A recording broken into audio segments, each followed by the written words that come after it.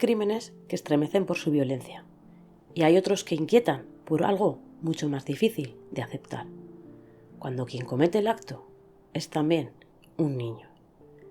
Y esto rompe por completo la idea que tenemos sobre la inocencia infantil, sobre el bien y sobre el mal, sobre víctima y verdugo. En 1968, el Reino Unido se enfrentó a una pregunta que aún hoy no tiene una respuesta clara.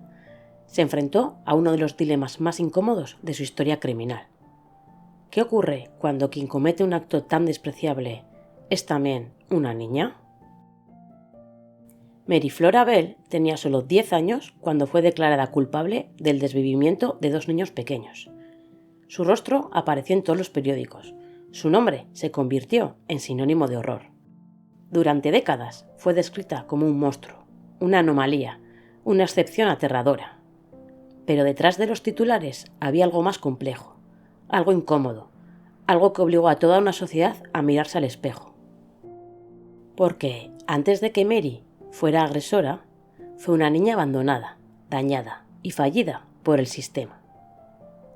Esta no es solo la historia de un trágico suceso, es una historia incómoda, una historia donde no hay respuestas fáciles y donde la línea entre víctima y verdugo se vuelve peligrosamente difusa. Es la historia de una infancia destruida, de un sistema que falló y de una pregunta que todavía nos persigue. ¿Puede un niño ser un monstruo o solo es el resultado de uno?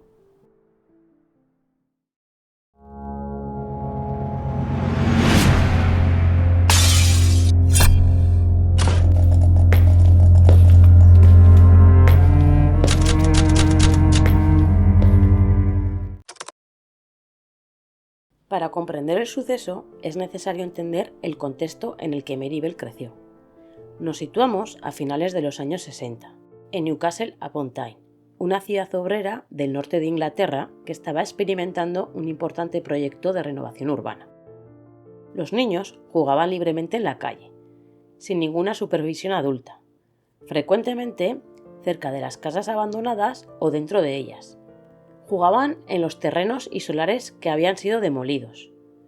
Uno de estos lugares, que estaba cerca de una línea ferroviaria, era conocido por los niños locales como Tin Lizzie.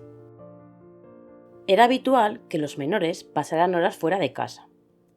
En ese contexto, los adultos no percibían peligro en dejar a los niños solos.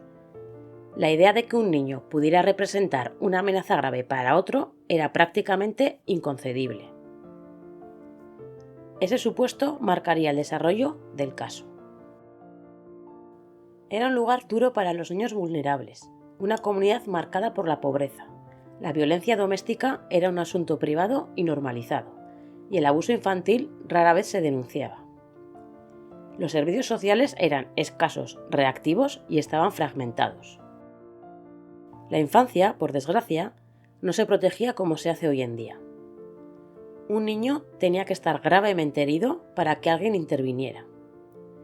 En este entorno crece Mary Flora Bell, nacida el 26 de mayo de 1957. Desde fuera parecía una niña más. Desde dentro, su vida era un campo de batalla. Mary Bell no creció en un hogar seguro. Su madre, Elizabeth o Betty Bell, era una trabajadora sexual. Era emocionalmente distante, imprevisible. Tenía antecedentes de inestabilidad emocional severa. Mostraba un profundo rechazo hacia su hija y en ocasiones era abiertamente hostil hacia la niña. A menudo se ausentaba del domicilio familiar para ir a trabajar a Glasgow. Mary era su segunda hija. Betty fue una madre adolescente. La identidad del padre biológico no se sabe con exactitud. Mary creía que su padre era William o Billy Bell, un alcohólico y violento ladrón. Billy se casó con Betty cuando Mary era una bebé. Mary Bell fue una niña no deseada y estaba muy descuidada. Cuando era un bebé, con frecuencia sufría lesiones en accidentes domésticos cuando estaba al cuidado de la madre. Existen registros médicos y testimonios que indican intentos reiterados de abandono, rechazo emocional, negligencia extrema, violencia psicológica constante y presuntos intentos de causar daño a Mary cuando aún era bebé. Desde los primeros meses de vida, Mary fue ingresada en hospitales en repetidas ocasiones. Los informes médicos recogieron episodios de dificultad respiratoria, ingestión de medicamentos y cuadros de salud que levantaron sospechas entre los profesionales sanitarios. En al menos 2 ocasiones, los médicos indicaron la posibilidad de que la niña estuviera siendo víctima de intentos deliberados de daño por parte de su cuidadora principal. También hay declaraciones de familiares que dicen que Betty dejó caer por la ventana desde un primer piso a Mary. Incluso llegó a venderla a través de una agencia de adopción y su hermana mayor, Catherine, tuvo que ir a reclamarla. Sin embargo, ninguna de estas sospechas ni sucesos derivó en una retirada definitiva de la custodia. No tuvo una protección real y sostenida. Mary fue devuelta una y otra vez al mismo entorno. Durante su primera infancia, no se registran periodos prolongados de estabilidad. Los cambios de vivienda eran frecuentes, la supervisión era mínima. La niña pasaba largos periodos sola o bajo el cuidado de terceros no permanentes. Fue víctima de abuso físico, psicológico y, según algunas investigaciones posteriores, posiblemente sexual. La niña creció sin afecto, sin límites claros y sin una figura de apego estable. Los psicólogos infantiles coinciden en que la ausencia de apego seguro en la infancia temprana tiene consecuencias profundas en el desarrollo emocional, especialmente en la capacidad de empatía, regulación emocional y comprensión de límites. En el caso de Mary, estas carencias se manifestaron muy pronto.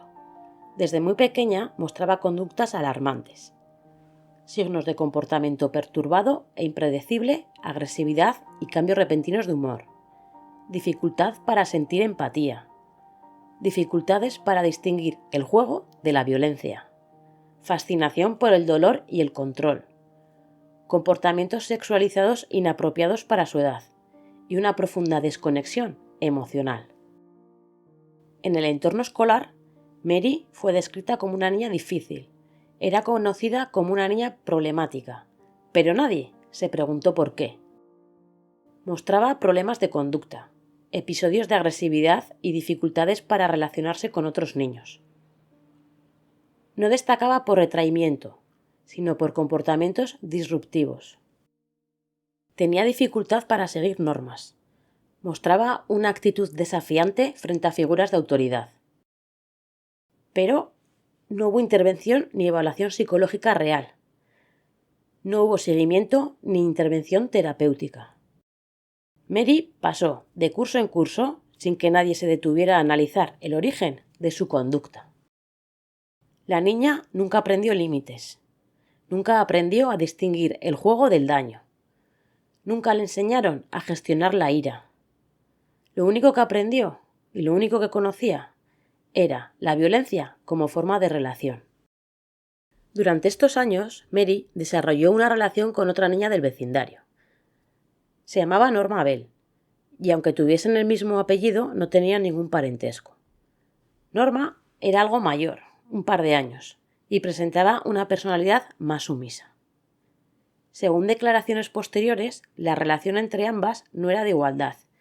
Mary asumía un rol dominante, dirigía el juego, imponía reglas, y Norma, por el contrario, tendía a obedecer. Este patrón de control y liderazgo se repetiría más adelante. El 25 de mayo de 1968, un niño fue encontrado sin vida en un terreno abandonado cercano a su vivienda. Salió a jugar y nunca regresó. Martin tenía 4 años. Era un niño tranquilo y cariñoso, y adoraba jugar cerca de la casa. La policía acudió al lugar, y tras una inspección inicial concluyó que el fallecimiento había sido accidental. No se abrió una investigación criminal exhaustiva. La escena no fue preservada como un lugar de desvivimiento. No se tomaron declaraciones en profundidad a los niños del área. Mary Bell se encontraba en las inmediaciones ese día. Posteriormente, varios vecinos declararían que Mary habló del suceso con una mezcla de excitación y curiosidad. Sin embargo, estas observaciones no fueron comunicadas a la policía en ese momento o no se consideraron relevantes. Nadie imaginó que detrás de esas palabras había algo más.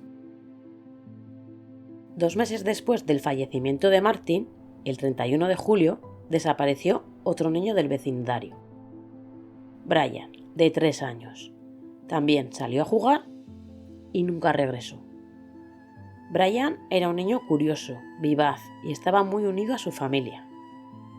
Fue encontrado también sin vida en circunstancias muy distintas, pero en un entorno similar a Martin. Esta vez, los investigadores detectaron indicios claros de intervención humana. La hipótesis del accidente fue descartada. La policía comprendió que no se trataba de un hecho aislado. La edad de ambas víctimas, la proximidad geográfica y el intervalo temporal indicaban un patrón.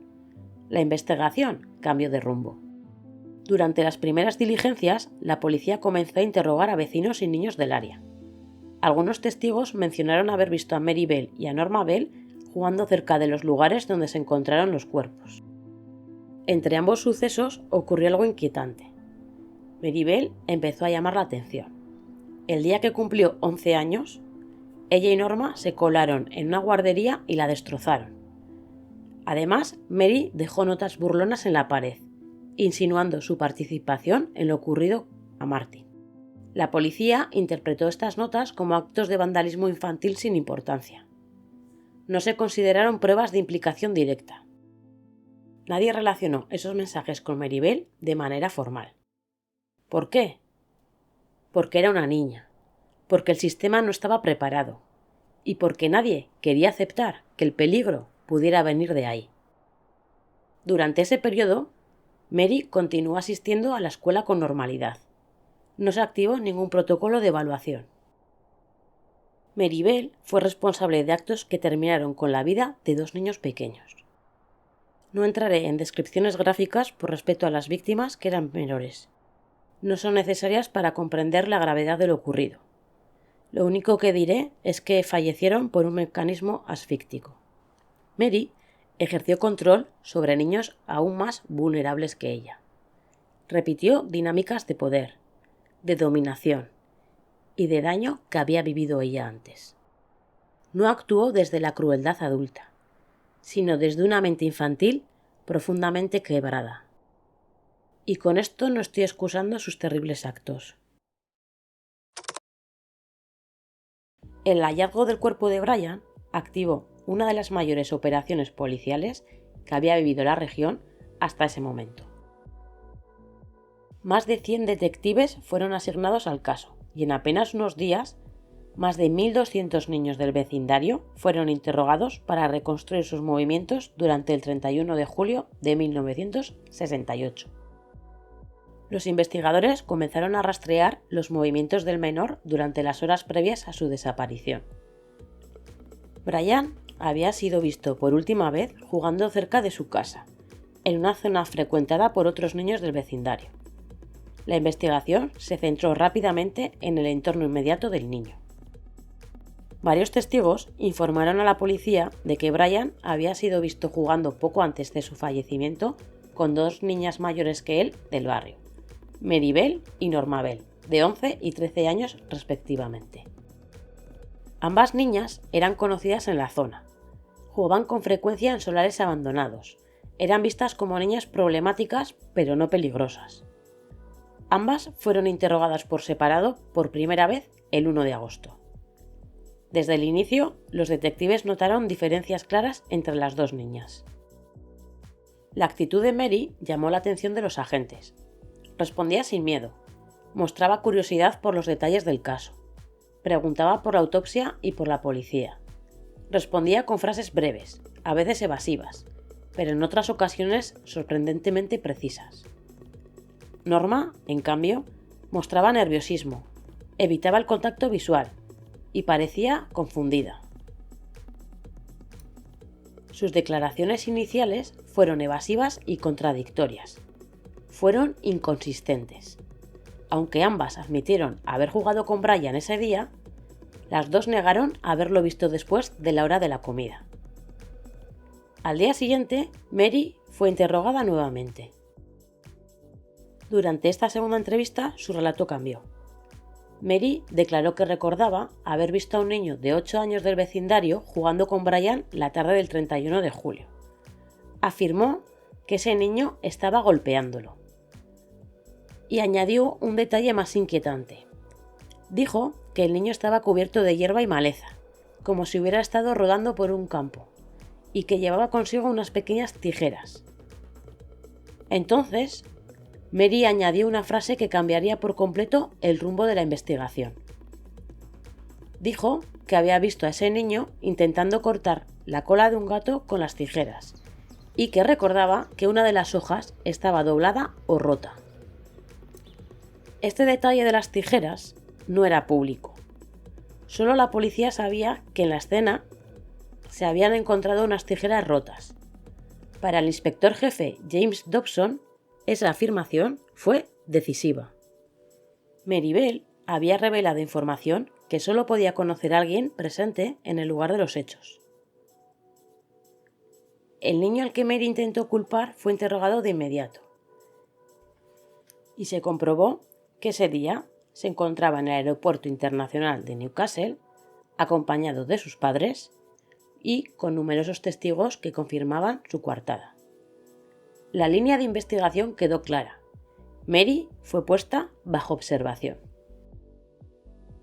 El 4 de agosto, los padres de Norma Bell contactaron con la policía.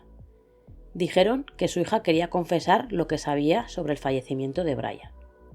El inspector Dobson acudió personalmente a su domicilio y tras leerle sus derechos le preguntó qué podía contar.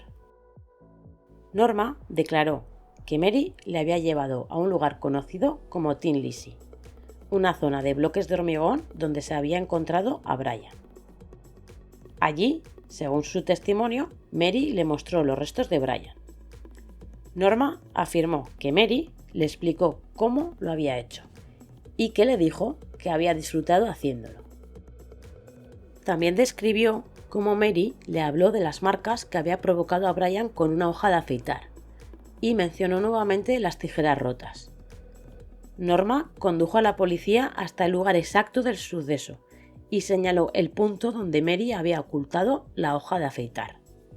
Además, realizó un dibujo de las heridas infligidas al niño, y ese dibujo coincidía con precisión con las conclusiones del forense. En una parte de su confesión, Norma relató con detalle el momento previo al fallecimiento. Ese mismo día, en la madrugada del 5 de agosto, la policía acudió al domicilio de Mary Bell. Y al ser confrontada con las contradicciones de sus declaraciones anteriores, Mary adoptó una actitud defensiva y desafiante.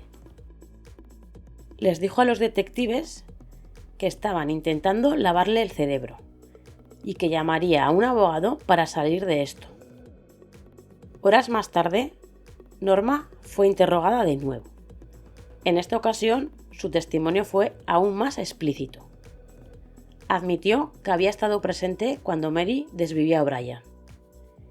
Declaró que Mary se volvió extraña, empujó al niño al suelo e intentó evitar que respirara. En un momento dado, Mary le dijo: «Mis manos se están cansando, hazlo tú». Norma afirmó que entonces huyó del lugar, dejando a Mary sola con el niño. La investigación forense reforzó las confesiones. Además de estas confesiones, la policía tenía unas fibras que habían recogido de ambos cuerpos. El análisis de ropa de ambas niñas reveló que las fibras grises encontradas en el cuerpo de Brian coincidían exactamente con un vestido de lana propiedad de Mary Bell. Las fibras color burdeos halladas en los zapatos del niño coincidían con una falda perteneciente a Norma. Y las mismas fibras grises también habían sido encontradas en el cuerpo de Martin, la primera víctima. El 7 de agosto, Brian fue enterrado en un cementerio local en una ceremonia a la que asistieron más de 200 personas. Ese mismo día, Mientras el féretro era sacado de la vivienda familiar para iniciar el cortejo fúnebre, el inspector jefe James observó un comportamiento que nunca olvidaría. Mary Bell se encontraba frente a la casa y, según el propio Dobson, Mary se reía, se frotaba las manos y observaba la escena sin mostrar señales de tristeza. Años después, este mismo inspector declaró: «Pensé, Dios mío, tengo que detenerla ahora. Si no lo hago, lo volverá a hacer». Esa misma noche, a las 8 en punto, Mary Bell y Norma Bell fueron formalmente acusadas del desvivimiento de Brian. Al escuchar el cargo, Mary respondió con frialdad: «Está bien para mí». Norma, en cambio, rompió a llorar y gritó: «Yo no fui, me las pagaréis por esto». En presencia de un testigo independiente, Mary redactó una declaración escrita en la que admitía haber estado presente durante el fallecimiento de Brian, pero insistía en que la autora de los hechos había sido Norma. En ese mismo documento, Mary también confesó que ella y Norma habían entrado en la guardería al día siguiente del fallecimiento de Martin, donde vandalizaron el lugar y dejaron 4 notas manuscritas. Con esas pruebas, la investigación quedó cerrada. Mary Bell fue identificada como la autora material de los hechos y Norma como testigo presencial y colaboradora. El caso pasó entonces a la siguiente fase: el proceso judicial. Tras su detención, ambas niñas fueron sometidas a evaluaciones psicológicas exhaustivas. Los resultados mostraron perfiles claramente diferenciados. Norma Bell fue descrita como una niña con retraso intelectual, emocionalmente inmadura, fácilmente influenciable y con una personalidad sumisa. Mostraba emociones de forma espontánea y visible. Mary, en cambio, fue descrita como inteligente, calculadora y astuta, con cambios bruscos de humor. En ocasiones cooperaba, pero rápidamente se volvía hosca, introspectiva y defensiva. 4 psiquiatras evaluaron a Mary Bell de forma independiente, y los 4 coincidieron en que no padecía una enfermedad mental clásica, pero sí un trastorno de personalidad psicopática. El psiquiatra David Westbury, en su informe oficial al director de la Fiscalía, escribió lo siguiente: «Las técnicas sociales de Mary son primitivas y se manifiestan como negación automática, manipulación, complacencia interesada, queja, intimidación, huida o violencia». Estas conclusiones serían clave durante el juicio. Mary Bell fue arrestada y juzgada con solo 11 años. Fue un juicio histórico que conmocionó al Reino Unido. Nunca antes se había enfrentado a algo así. Nunca antes se había juzgado a una niña tan pequeña por hechos tan graves. Los expertos debatían. Se preguntaban: ¿era consciente de sus actos? ¿Entendía la muerte? ¿Era responsable o estaba profundamente dañada? El juicio por los desvivimientos de Martin y Brian comenzó el 5 de diciembre de 1968 en el Tribunal de Newcastle. Fueron juzgadas por un juez y un jurado, y ambas niñas se declararon no culpables. En una decisión altamente controvertida y pese a las protestas de la defensa, el juez Cusack retiró el derecho al anonimato de ambas acusadas desde el primer día del juicio. Por primera vez, el público pudo ver sus nombres, edades y fotografías publicadas en prensa. En Reino Unido hay una ley que protege mucho a los menores. Sus nombres, sus fotos, su lugar de residencia. Durante el juicio, ambas niñas se sentaron junto a agentes de la policía y a pocos metros de sus familias. El fiscal Rudolph Lyons abrió el caso con una declaración de 6 horas. Advirtió al jurado que se enfrentaban a una tarea triste y perturbadora, dada la naturaleza de los hechos y la edad de las acusadas. Expuso las similitudes entre ambos sucesos y sostuvo que ambos niños habían sido desvividos por las mismas personas. Aunque reconoció que Mary era la más dominante, Lyons afirmó que ambas actuaron juntas, movidas, según la acusación, por el placer y la excitación del acto. Sostuvo que ambas niñas sabían perfectamente que lo que hacían estaba mal. El quinto día del juicio, Norma Bell testificó en su propia defensa. Negó haber participado directamente en los hechos, pero admitió conocer el comportamiento violento de Mary y reconoció que ambas habían hablado en el pasado sobre atacar y desvivir a niños pequeños. Ante una pregunta directa del fiscal, Norma asintió cuando se le preguntó si Mary le había mostrado cómo podía desvivirse a un niño. Reconoció que cuando Mary comenzó a atacar a Brian, no pidió ayuda, aunque había otros niños cerca. Insistió en que ella nunca tocó al niño. Al día siguiente fue el turno de Mary.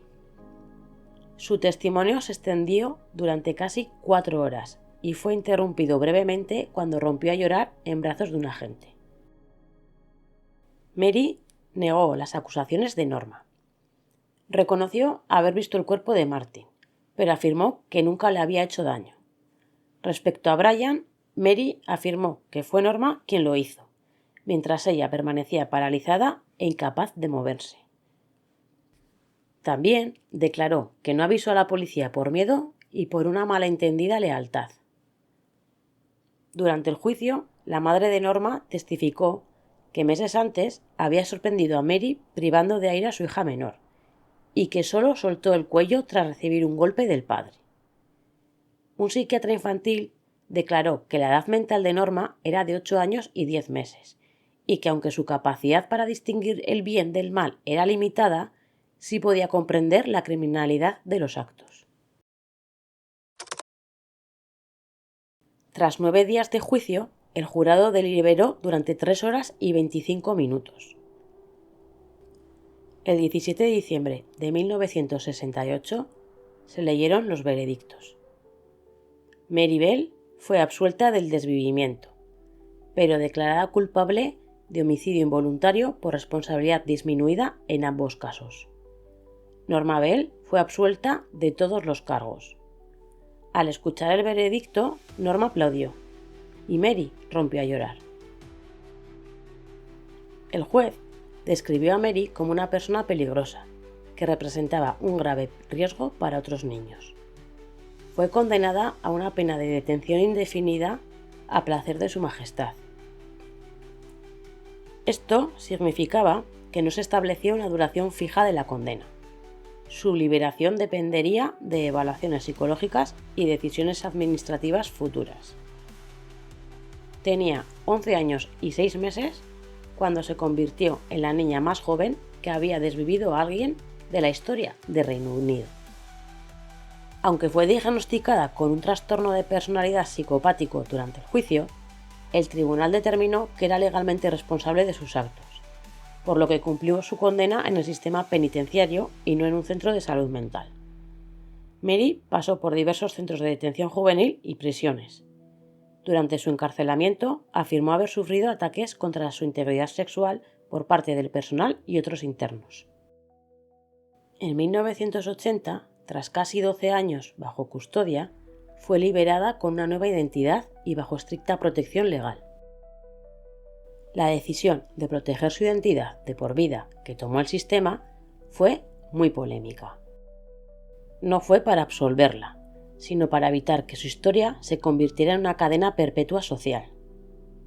El debate fue inmediato. ¿Merece protección alguien que quita la vida a otra persona?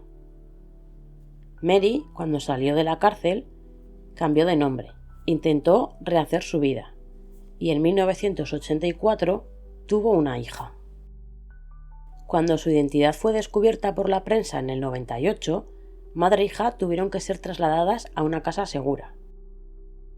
En 2003, el Tribunal Superior Británico concedió anonimato de por vida tanto a Mary como a su hija y posteriormente a su nieta. A día de hoy, su paradero es desconocido y está legalmente protegido. Mary Bell no ha negado su culpabilidad. ha declarado que el abuso sufrido en su infancia no justifica sus actos.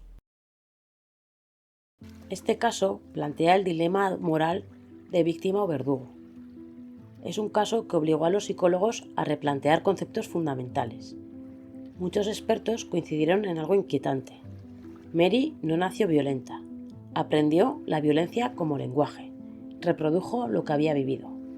No se trataba de justificar, se trataba de comprender. Porque entender no es absolver, pero ignorar el origen es permitir que se repita. El caso de Mary Bell no ofrece respuestas fáciles. Nos obliga a aceptar algo incómodo. Que el mal no siempre nace, a veces se construye. Que un niño puede hacer cosas terribles, sin haber tenido jamás la oportunidad de aprender otra cosa. Recordar este caso no es glorificarlo ni justificarlo, es advertir. Porque cuando un sistema ignora a un niño dañado, no solo lo abandona a él, abandona también a quienes se cruzan en su camino. Mary Bell fue responsable de actos irreparables, pero también fue una niña a la que nadie protegió. Y esa contradicción es lo que hace que este caso siga doliendo más de medio siglo después, que se siga analizando la historia y que se siga discutiendo sobre la responsabilidad penal de los menores, los efectos del trauma temprano y la relación entre negligencia infantil y violencia extrema. Ahora te toca a ti. Deja tu comentario. ¿Qué opinas? ¿Un psicópata se nace o se hace? ¿Alguien que quita la vida a otra persona se puede reinsertar? ¿Puede un niño ser plenamente responsable de un crimen? ¿Hasta qué punto el entorno determina la conducta? ¿Dónde termina la protección y empieza la responsabilidad? Comenta todo lo que quieras, que te leo. Muchas gracias por acompañarme un día más en Un Relato Rojo, en este análisis profundo y respetuoso sobre el caso. Si este documental te ayudó a reflexionar más allá del titular, suscríbete para seguir explorando el True Crime desde una mirada humana y consciente. Porque entender el mal no lo excusa, pero puede ayudarnos a evitar que vuelva.